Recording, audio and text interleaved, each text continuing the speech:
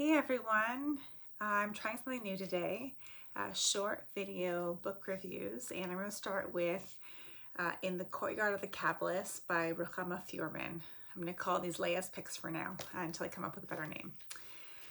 But In the Courtyard of the Kabbalist. So I knew I would love this book by Ruchama Furman even before I read it. I heard about it in a Facebook group and immediately purchased it. Now, it was published 10 years ago, but recently got a second life by being republished this year. And my goodness, I am so happy it was, because otherwise I may never have heard of it. The book takes place in Jerusalem in the 1990s, which may be why I related to it so much, because that's when I lived in Jerusalem. It was a window into a world that I remember and a world that I hope to see once again. The protagonist of this book, Isaac Markowitz, sells his haberdashery in the United States and moves to Jerusalem after his mother dies. Isaac, like a lot of people that find themselves in Jerusalem, is lost, and he finds himself in the courtyard of the Kabbalist. The rabbi of this said Kabbalist, his name is Rabbi Yehuda, and he is known for solving people's problems. Isaac is smitten with the Kabbalist and decides to stay and spends the next few years as the Rebbe's assistant, working for him and his wife, the Rebbitzin Shendel Bracha. Now, after a few years, the Rebbe dies and Isaac is crushed yet again. But his wife, the Rebbitzin, calls him to action and maybe encourages him to take a bigger role in the courtyard. Isaac does not feel up to the task. He's never finished his smicha. He feels he can barely solve his own life's problems, not including the fact that he is old to be single in that community and is struggling to restrain his affection for a beautiful woman named Tamar, who is a Baal Tshuva that comes to the courtyard and is looking for a husband. So in the courtyard, we then enters Mustafa. Now, Mustafa is a very unlikely visitor to the courtyard. He works as a custodian on the Temple Mount, or Al-Aqsa. And Isaac compares his work, even though he is a custodian. Isaac sees beauty in that, since he is tasked with cleaning and caring for the Temple Mount, and calls him a Kohen, as the Kohanim did in the days of the temple.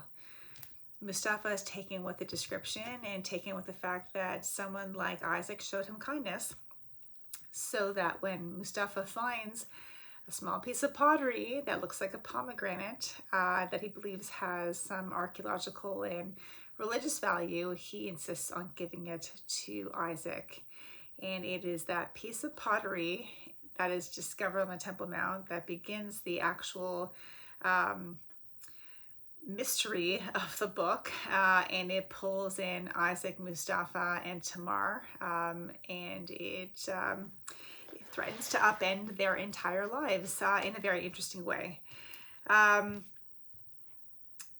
what I loved about the book, which I said earlier on, is that it tells the story of a city that I once knew and I hope to know again. Is it a perfect city? Definitely not. Is there racism, bigotry, prejudice? Absolutely. There's all those things, but there is also an unusual camaraderie amongst the different groups that I have seen with my own eyes and I hope to see again. Furman really lovingly paints all her main characters, actually all the characters, very well. You really feel Mustafa's heartbreak over being rejected by his family and his mother in particular. Mustafa has a crooked neck, and because of his disability, his mother rejects him, and he is kind of left to his deformity kind of leaves him isolated. There's Isaac, who really never gained his father's approval and therefore kind of went down a different path than he maybe should have. And then of course there's Tamar, who tries to or aspires to recreate a family life and religious life, but on her terms, not anyone else's terms. And of course, let's not forget about the Kabbalist. It's in the title. Much is made about the rabbi's skill, but do not underestimate the Rebbitzin. As they say, behind every great rabbi, there's, nobody says that. As an added bonus in this book, the novel ends with a short story. Now, I love this idea. This needs to become a thing as soon as possible. I know a good story happens when I really want to know what happens to the characters when the story ends. And of course, in this book, we get a little bit of a hint of that because we have a short story right after the novel. Now, the short story wasn't perfect because the details didn't align perfectly with the novel, or didn't sync up perfectly, but it really didn't matter because I love the fact that I could see what happens to the characters in the future. I think we should bring back prequels and sequels in the short form. I think this is a brilliant idea. It was a delight to see these characters. I recommend this book. Please buy it and read it in the Courtyard of the Kabbalist. Thanks, everybody. See you soon.